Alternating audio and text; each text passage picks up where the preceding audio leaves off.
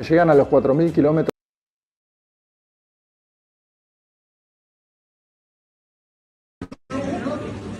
Está grande, ¿no? Sí, sí, ven.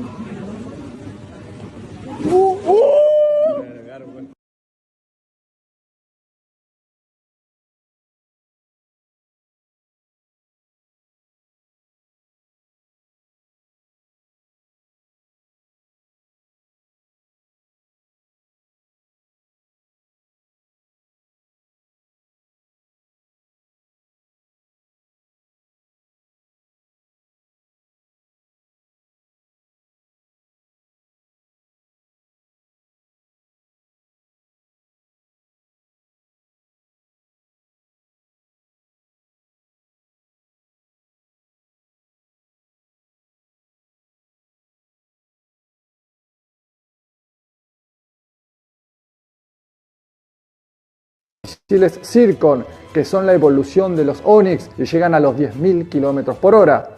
Весь мир видит, что хваленая западная, якобы неуязвимая техника горит. А по своим тактико-техническим данным она часто даже уступает некоторым образцам вооружения еще советского производства. Да, конечно, западное вооружение можно еще дополнительно поставить и бросить в бой. Это, конечно, наносит нам определенный ущерб и затягивает конфликт. Но, во-первых, натовские арсеналы и запасы старого советского оружия в некоторых государствах уже в значительной степени опустошены. А во-вторых, имеющиеся производственные мощности на Западе не позволяют быстро восполнить расход резервов техники и боеприпасов. Precisamente el desarrollo del sistema armamentista ruso ha sido su boleto seguro para mantenerse a salvo de una invasión o descuartizamiento de su territorio de 17 millones de kilómetros cuadrados y siendo la nación con más recursos naturales del planeta. Muchos filósofos y pensadores a lo largo de la historia han abogado por la paz mundial a través del desarme, pero lamentablemente en el mundo en que vivimos, el desarrollo armamentista de las naciones es su boleto para mantener la paz. Otra cosa más que importante que quería mencionar es que si bien las fuerzas ucranianas han reconocido públicamente la superioridad de las armas rusas, esto lo han hecho presumiblemente para que Occidente note la desventaja y les envíe más armas. El problema ahora es que muchas de esas empresas armamentistas, entre las que destacan las estadounidenses y las británicas, se están haciendo las distraídas y no quieren hacer más envíos porque Rusia ha desmantelado en el terreno todos los equipos bélicos enemigos. Si envían nuevo equipamiento, sus acciones en la bolsa bajarán y peor eso, los clientes potenciales para vender preferirán comprar a Rusia. You were recently in Ukraine and a lot of your concerns stemmed from that. Let's first just get a sense of the lay of the land. To you, what does the battlefield look like? Who has the advantage? The thing that's shocking is how big this war is. It's 1,000 kilometers long, and since 2014, the Russian side has dug themselves in this horrific way. So if you were a Ukrainian soldier with your commander saying go across this 5-kilometer disputed area, you'd have to get through the tanks, the mines, the machine guns, their drones. You get to the other side, you do your killing, and then the back part of Russia kills you. It's an insurmountable task. I was stunned to read how many shells the Russians are using. 60,000 a day. The world production in the West can accommodate about 5,000 a day. I guess the Russians have been building artillery for about 50 years. And they have an infinite supply. 60,000 a day. Now, I mean, my math, you're talking about something like 20 million a year. It's crazy. Today, this is a World War I artillery war with people dug in.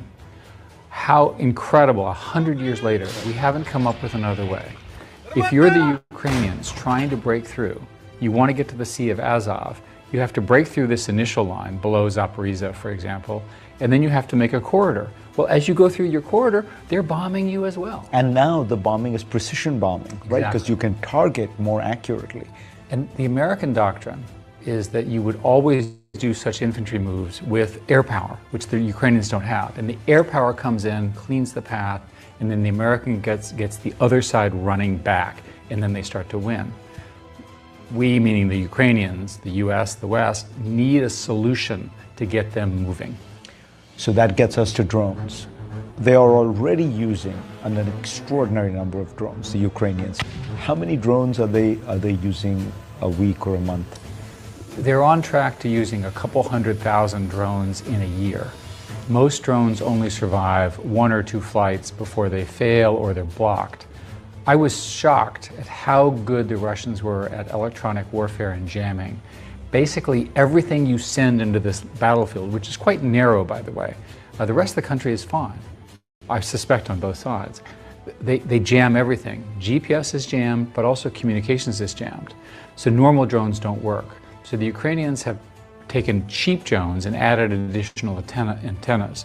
One of the things that I learned was something called a kamikaze drone, which is a $400 Chinese drone that carries a small payload that moves so fast you can't shoot it down. I had thought that that was the innovation of the war. 2 generals yesterday told me that I'm wrong, and that what they really need are cruise missile drones, which can go really far and carry with wings and can carry more payloads. I don't think the Ukrainian drone strategy is completely formed, but they're building a completely new theory of war.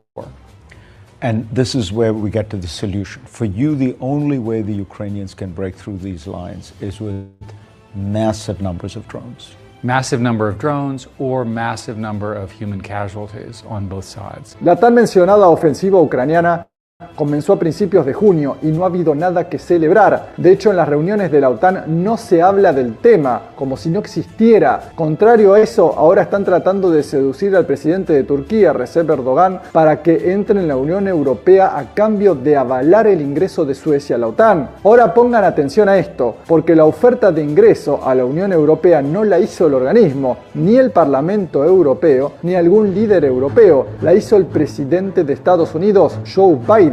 Esto es solo una de las tantas pruebas que demuestran quién es el que manda actualmente en Europa, que desde hace algún tiempo se transformó en un continente servil a los señores de Norteamérica. Hay que ver qué decisión toma Erdogan, quien lleva una buena relación con Putin y cuyo país pertenece a la OTAN. Ahora les pregunto una cosa, si Turquía entra a la Unión Europea, ¿no corren el riesgo de que actúe como una especie de caballo de Troya? Ojo con esto, porque repito, siendo Turquía parte de la OTAN, le ha puesto varias trabas al organismo y déjenme decirles que dudo mucho que Erdogan se ponga en contra de los rusos. ¿Vos qué pensás? ¿Durante cuánto tiempo más podrá resistir Ucrania el verdadero infierno que está viviendo? Leo tus comentarios, te pido que te suscribas a mi canal.